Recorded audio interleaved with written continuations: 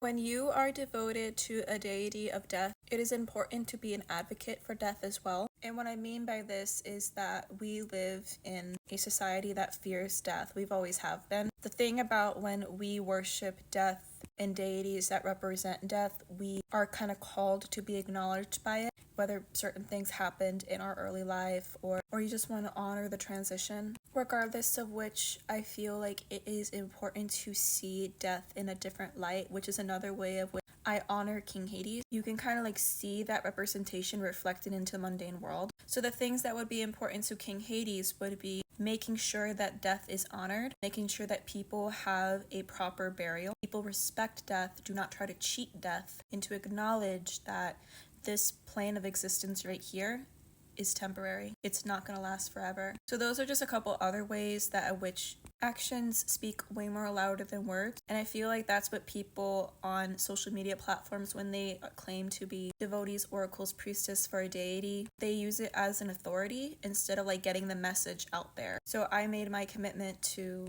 do things by King Hades' will and use my time to kind of advocate for that in ways that I feel like I can express in what he has guided me for. No, it's not just talk, we need action to go along with it.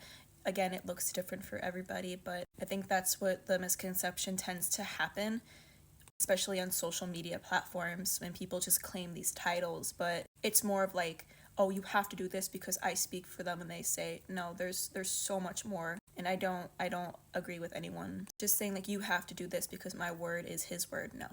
There's so much more that goes involved with it.